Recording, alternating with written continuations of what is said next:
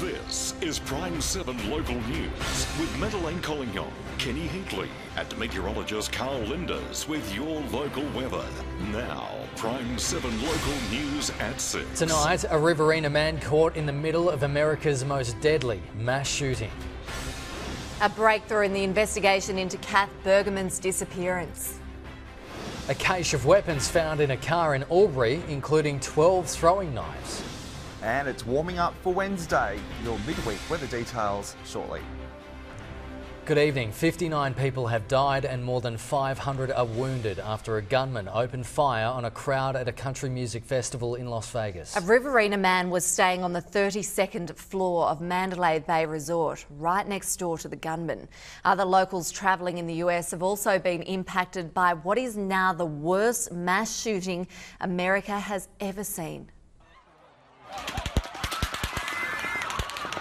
Chaos erupted at the Route 91 Country Music Festival as a lone gunman unleashed machine gun fire on 22,000 unsuspecting concert goers.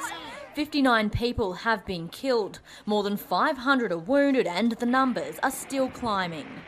It was an act of pure evil. Wagga's Brian Hodge was caught up in the madness. The production manager was staying on the 32nd floor of the Mandalay Bay Resort in the room right next door to the man responsible, 64-year-old Stephen Paddocks. I kind of just pushed everybody into the elevator and just said, all right, everybody, let's get out. And I got my staff and we went straight under bushes in trees. Everybody kind of was dispersing everywhere, but because I, realised that the guy was up high, I was like, we need to be against the building and we need to hide and wait. And we did. We waited for 3.5 hours. Miss Wagga Wagga Sarah Naven was supposed to be in Las Vegas, but changed her travel plans at the last minute, instead staying in New York. Even there, she was caught up in the chaos of America's gun debate as a large protest erupted at Times Square. The right to bear arms is so strongly promoted. You can even buy guns in Walmart. So really ask the question, how many further tragedies will there be before they seriously think about gun laws? The Las Vegas shooting is now the largest shooting massacre in American history.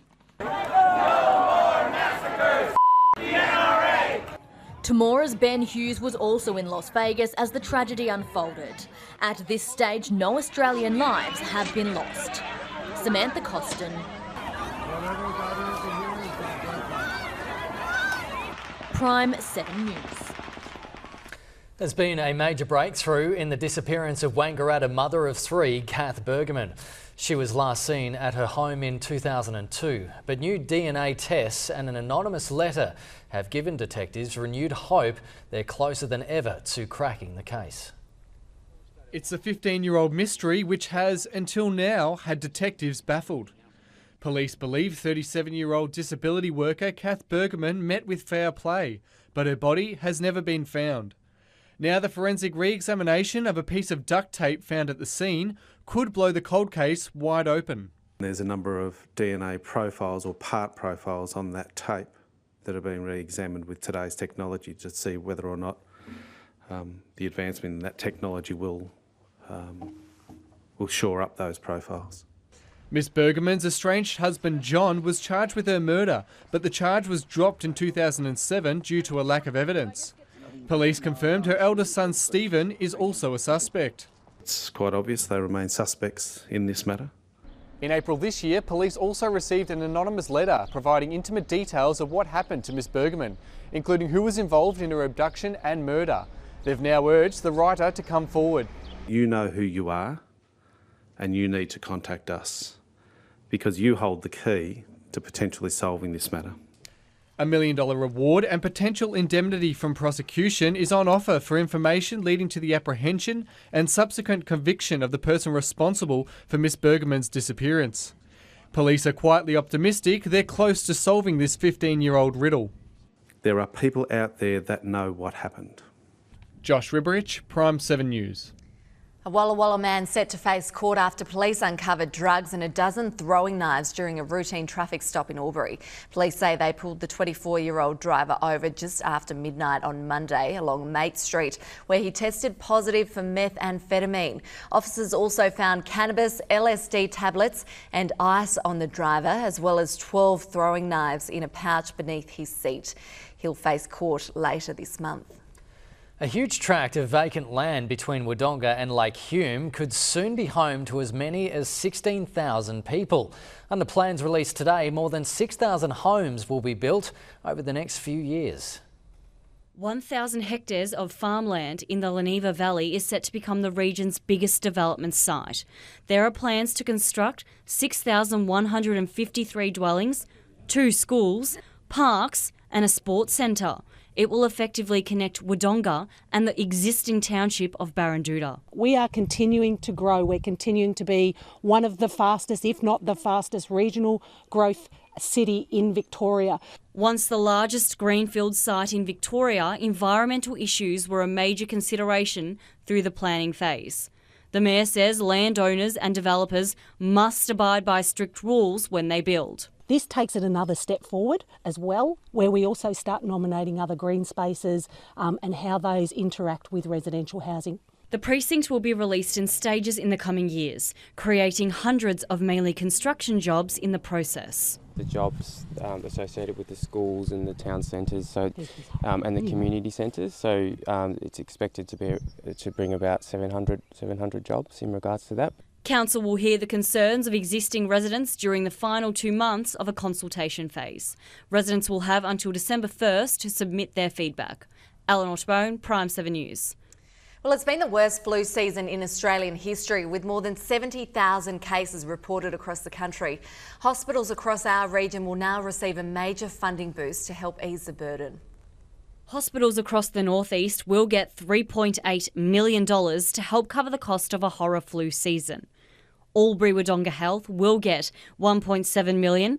Northeast Health Wangaratta will receive $1.3 million, while Yarrawonga Health will get more than $100,000. The state government says the funding will go to flu-related costs in hospitals.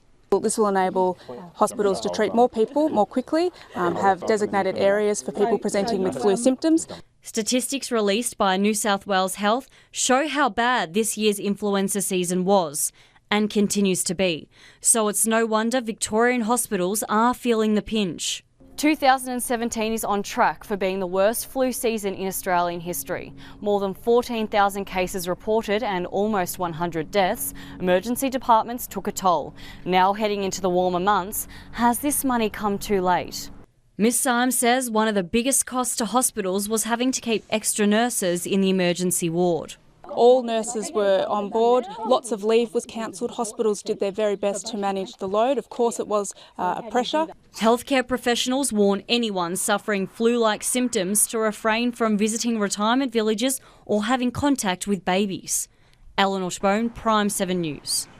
Wodonga TAFE students are set to benefit from a new $4 million state government funding program. The money will help students find a job or further training opportunities, as well as assist with literacy and numeracy skills. Let's get a quick check of the weather now with meteorologist Carl Linders. And Carl, what a day across the region. It was lovely, wasn't it? Beautiful spring weather continues, guys, right across the region. Hello, everybody. Temperatures around the October average for this time of year. Well, the early October average, 22 degrees at Wangaratta, 21 at Bright, 22 also for Myrtleford and Albury as well. Not a bad day at all with clear skies. Cloud is really restricted to the New South Wales coast in onshore northeasterly winds. Starting to see the emergence of a trough through parts of WA, and this is going to form into a low pressure system as it starts to move towards us. That's an occluded front there, not drawn in properly, and there's a trough coming through as well. So a bit of activity coming our way, warming up ahead of that, and as you can see by Friday, westerly winds just cooling us down for at least 24 hours. A bit of a mixed bag through the region. I'll take you through what you can expect over the next week. In 20 minutes, guys, spring sprung. See you soon. Bye. Thanks, Carl. Still to come in PRIME7 News, the plan to double the milk produced by border dairy farms. And the salvos on a long walk and short swim for a good cause.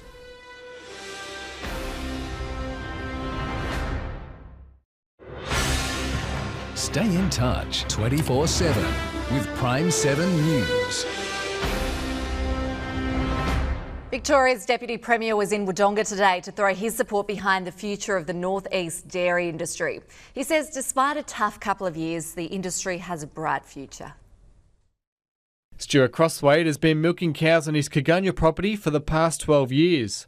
Chair of the Alpine Valley Dairy Pathways project, he says the past couple of years have been among the toughest. There's no doubt that the local industry and the turmoil that's surrounded it in the last 2 years in particular has really impacted the confidence and people's willingness to invest. But he still believes dairy farming can be a profitable business, even suggesting the region could almost double milk output from 250 million litres to 400 within the next 10 years. They're saying that can be achieved effectively by the existing dairy farmers, by them taking up the technology and the innovation that's already available in the marketplace. They've agreed more focus needs to be put on education and family farm succession to secure the future of the local industry. Through education is engaging with our next generation of youth, future entrepreneurs and business people in the agricultural sector to get them to engage and be part of that, fourth largest industry that we have in the Banambra electorate. It is a long road and you're trying to change the way people perceive the world around agriculture and dairy. So it doesn't happen overnight, but we're working on that. Josh Ribberich, PRIME7 News. Swimming across the Murray River at this time of year isn't the most comfortable way to cross the border, but for Salvation Army Major Brendan Nottle, who's on a 700-kilometre walk to raise money for homelessness, it was all for a good cause. Brendan Nottle is determined to reduce homelessness one small community at a time by making a 703-kilometre trek from Melbourne to Canberra in 40 days. The purpose of the walk is really to say to our national leaders that we need a national plan. Major Nottle arrived in Walwa yesterday after setting off from Melbourne on September 8. This morning, the local Lions Club put on a morning tea to show its support and send him off in style. We're staying in camper vans in caravan parks and the hospitality of locals has been amazing all the way here. Safety concerns prevented Major Nottle from walking across the bridge connecting Walwa and Jinjallik. So, despite the chilly conditions, he swam from Victoria to New South Wales. Well, that was freezing. But it's nothing like what homeless people have to endure on the streets and in terrible conditions. So if I've got to do that to draw attention to their plight, then I'm more than willing to do it again. Major Nottle is just over halfway to reaching his $200,000 target, with another 300 kilometres left to go before touching down in Canberra on October 16. He's hoping to collect 105,237 signatures to his online petition, the same amount of people experiencing homelessness today. I'm doing about 20 to 25 kilometres a day and resting on a Sunday, and I'm feeling remarkably okay. Jessica Gledhill, PRIME7 News. Richmond's AFL Premiership celebrations were almost overshadowed by an 8-year-old from Tarawinji. The young Oz kicker who presented Tiger ace Jack Revolt with his Premiership medallion could barely contain his excitement. He's the kid who stole the show on Grand Final day. Congratulations, you're a legend. 8-year-old Matt Carell lived every young footy fan's dream on Saturday after he was one of the Oz kickers chosen to present a premiership medallion to the winning team. And he just happened to draw his favourite player, Jack Revolt. He says there's plenty of reasons why Richmond's number 8 is his number 1. Because he takes hangers, kicks lots of goals, and he's really effective when he gets the ball. And the youngster from Tarawinji just loved being in the middle of the MCG, despite the 100,000 crowd. Great feeling, yeah. His family say he's still yet to come down from his Saturday high. I was proud of him. I have reminded him that it will all come to an end. He hasn't got out of his footy gear. Well, it seems his footy hero has a knack for fortune telling. Here in August, he sent me a message saying happy birthday. Hopefully I could give him one of those medals and put it around his neck. That amazing prediction came true. Pretty lucky to be presenting those grand final medals, mate. Fingers crossed you can pop that little sucker around my neck. The young gun now has his eyes set firmly on making an appearance at next year's grand final and one day follow in the footsteps of jumping Jack himself. Go the Times! Josh Ribrich, PRIME7 News. What a legend. Still to come in PRIME7 News, the AFL's draft hopefuls put to the test. And Corowa's plan to rise from the ashes.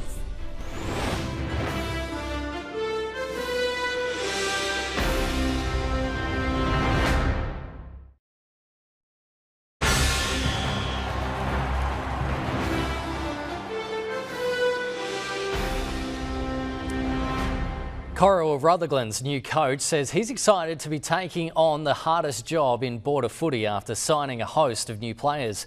Mark Armand says he would welcome a merger though, as the region continues to struggle with what's been called the Corowa cluster. Mark Armand is the man tasked with the Roo rebuild, and already he's off to a promising start. He's signed 15 local district players as he tries to return the Prague club to relevance in the O&M. I'm generally excited about building a club, and we're on our knees at the moment a little bit. So the challenge for me is to, hopefully one day, whether it be 5, 10, 15 years down the track, be able to look back on it and say, I played a small part in turning it around. While there is a sense of hope at the club in the wake of the recent player influx, Armand's plan is long-term. He'll look to attract young regional talent to promote sustainable growth. We need to climb every step on the mountain, because if we try and skip them, we'll be back to square one again pretty quick. The Corowa Rutherglen board will meet tonight with other clubs in the region to discuss the Corowa cluster. There are currently 5 football clubs in the one area and not enough players to sustain them all. And while Armand says he's just there to coach and won't be going to tonight's meeting, he admits a change is needed. Clubs need to merge. The statistics just show that there's not enough players in the area. So I think long term it'd be really good to do something different. It would be a massive change. A lot of people fear change, but I think it could work, yeah. Armand and the Roos begin pre-season later this month. Fletcher Doherty, PRIME7 News. Some of our brightest footy stars begin one of the world's most intense job interviews this week. The AFL Draft Combine starts today in Melbourne and will put the country's brightest footy prospects through 4 days of physical and mental testing. And among this year's group are 3 border hopefuls. Murray Bushrangers Charlie Spargo, Harry Jones and Ben Patton will all attend the Combine with hopes to impress an AFL club. The charter racing team are one big happy family, literally. The border-based team are the only team of their kind in the Dunlop Series at the moment, and they prepare for the biggest weekend in Australian motorsport. They're the Border family taking it up to the big boys of Australian motorsport. Matt is the driver, his brother is the mechanic, Dad's the boss, and Mum just helps out where she can. It makes it a lot more special, I think, the way we do it when we do have good results. We're the only ones left, especially at this level, doing it like we do it. It's a full family team. And today the charter family is Bathurst bound for their 3rd crack at Mount Panorama. They've had ordinary luck at the big race in the past, but are confident they can turn that around. I just want to have a good, clean performance. I've got on a few people whose pace I want to be able to run with, and try and prove that I can do it. Those drivers Charter has in his sights probably include the other border locals who'll be racing as well. There are 4 Albury natives who'll compete in the Dunlop Series this weekend. Macaulay and Andrew Jones from Brad Jones Racing, Jordan Boys and Charter himself. 4 drivers in the Dunlop Super 2 category from Albury, all running super competitively. It's pretty cool for this fairly small town. Brad Jones Racing have unveiled yet another livery for Nick Percat ahead of Sunday's big race. Percat and Macaulay Jones will sport this look on Sunday, while Charter and the fleet of locals in the Dunlop Series will race on Saturday. Fletcher Doherty, PRIME7 News. Yarrawonga star Mark Wiley has won the club's best and fairest in a landslide. The former Carlton and GWS midfielder took home the award by one of the biggest margins the club has ever seen. Wiley polled 153 votes, a staggering 95 more than runner-up Xavier Leslie.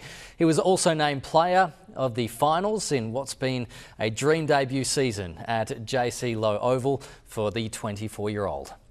Warmer and longer days. Do you want the dry weather or some rain to come through? Stay with us. Carl will give us the latest weather outlook straight after the break.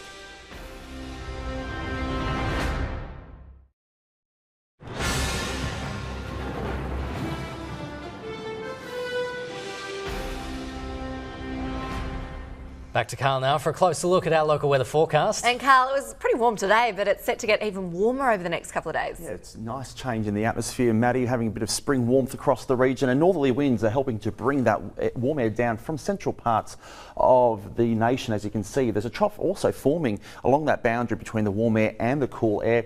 Could get some showers and storms on that. Depending on the timing of that change will determine how much rain will fall. So I'll keep you posted on that rather tomorrow.